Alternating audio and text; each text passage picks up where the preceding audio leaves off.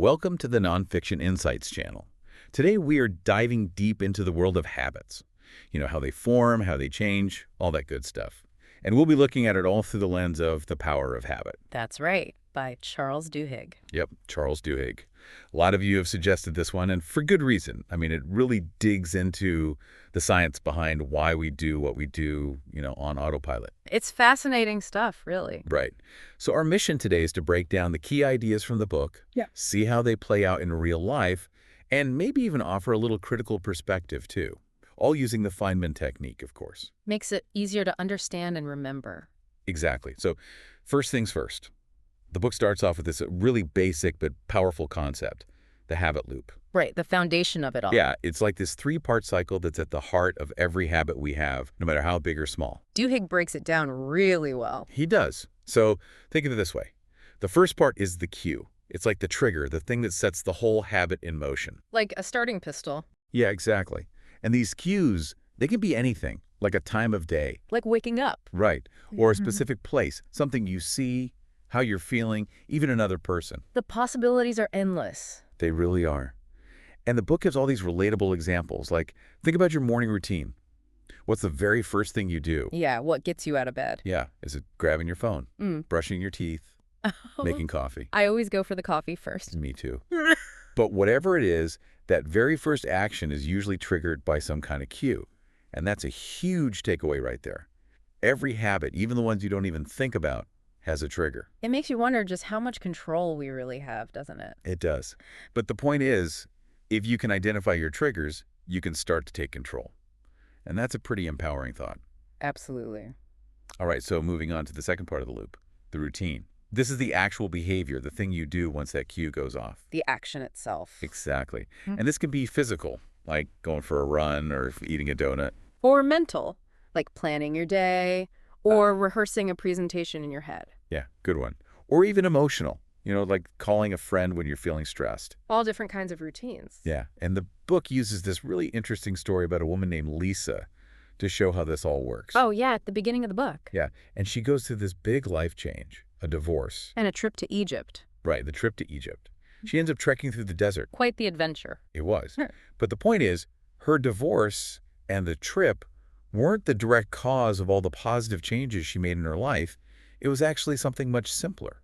What was it? Her decision to quit smoking. That was the routine she focused on changing. Interesting. Right.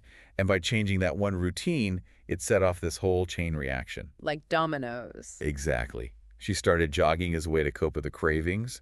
And then that new routine led to changes in how she ate, how she worked, even how she slept. It's amazing how much one little change can impact your whole life. It makes you think about all the routines in your own life. Which ones are helpful and which ones are holding you back. So true. So then the third part of the loop, the reward. This is what your brain gets out of the routine, the good feeling that makes it want to do it again. The positive reinforcement. Exactly. And the reward can be, well, pretty much anything that makes you feel good. A sense of accomplishment. Yes.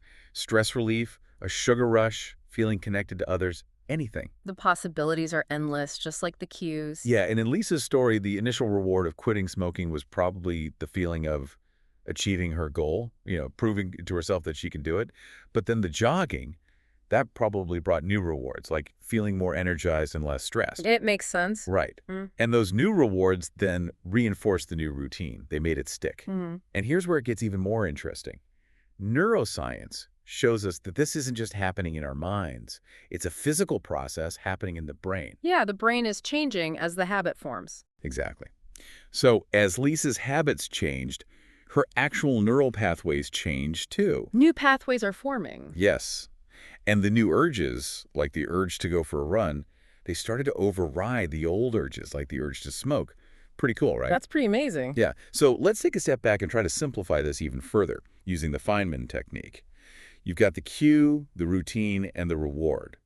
But how does this whole automatic process become embedded in our brains? That's the real question. Right. Well, the book talks about the role of the basal ganglia. That's a part of the brain. It is. And it's basically like the brain's autopilot system. Makes sense. It does. And there's this fascinating story in the book about a man named Eugene. What was so special about Eugene? Well, Eugene had brain damage. And because of this damage, he couldn't form new memories, Wow. right? But here's the thing. Even though he couldn't remember doing things, he could still develop new habits. Like, he wouldn't remember going for a walk the day before, but if you took him for a walk every day at the same time, he'd start to do it automatically. That's wild. Yeah. It shows that habits aren't really about conscious memory. They're more about these unconscious loops in the basal ganglia. So even with memory loss, you can still form habits. Exactly. And there's this other experiment, too. This one with a rat in a maze. I remember that one. So the rat's brain activity would spike at the very beginning when it heard the cue, and then again at the end when it got the reward, which was chocolate, Chocolate, of course. of course. But here's the key. In the middle, while the rat was running the maze, its brain activity would decrease, like significantly. Meaning? Meaning, once the routine became automatic, it was being controlled by the basal ganglia, not by conscious thought. So our habits really are on autopilot. They really are. And it makes you wonder how many of our actions each day are really conscious choices versus just following these ingrained neurological pathways. Food for thought, definitely. All right, now for another big idea from the book. Keystone habits. What are keystone habits? Well, they're basically habits that have this ripple effect. They can trigger broader changes in our behavior. Like Lisa quitting smoking. That was a keystone habit. So changing one habit leads to changes in other habits. Exactly. It's like pulling on one loose thread and having the whole sweater unravel, but in a good way. Interesting analogy. And there's this example in the book about a military major in Kufa, Iraq. What did he do? Well, he used these principles of habit formation to try to influence the behavior of a whole community. Wow. Right. And he realized that a community is basically just this giant collection of habits. Makes sense. Yeah. So he started experimenting with removing certain cues, like food vendors that were triggering gatherings that sometimes led to violence. And then he tried to introduce new routines to encourage more peaceful interactions. Like what? Well, things like community events and meetings. Interesting. Yeah. And it actually worked. It's pretty amazing how these principles can be applied on such a large scale. So how can we figure out what our own keystone habits are? Good question. The book suggests that keystone habits often lead to these small wins, which create momentum and make us believe that we can actually change. It's like once you experience success in one area, it gives you the confidence to tackle other areas too. Small wins lead to bigger wins. Exactly. Like think about Alcoa, the aluminum company. What about it? Well, when Paul O'Neill became CEO, he didn't focus on profits right away. Really? That's unusual. Yeah, he focused on worker safety instead. Interesting. Right. And it seems like a small thing, but it led to all these other positive changes. They redesigned systems, reduced injuries, saved money, and actually ended up increasing productivity. Wow. Yeah. So the small win of improving safety created this whole cascade of positive changes. That's pretty inspiring. It is, and it makes you think, what's one small change you could make in your own life that could have a ripple effect? You know, what's your keystone habit? I like that. All right, so now let's dive into another fascinating piece of this puzzle. The science of craving. Craving. Yeah, so the habit loop isn't just about the cue, the routine, and the reward itself. It's about the anticipation of the reward, the craving that really drives the habit. Yeah. It's like wanting something so badly that you'll do whatever it takes to get it. Oh, yeah, I get that. Right. And there's this great example in the book about Claude Hopkins, this advertising legend. What did he do? Well, he was the guy behind the Pepsodent toothpaste campaign. Hmm. And back then, you know, not everyone was brushing their teeth regularly. Times have changed. Right. So Hopkins, he had to figure out a way to create a craving for toothpaste. How to do that? He did something really clever. He told people to run their tongue across their teeth and feel the film. The film? Yeah, the plaque. And by doing that, he created this unpleasant sensation that people suddenly wanted to get rid of. That's smart. It was. And then, boom, he positions Pepsodent as the solution.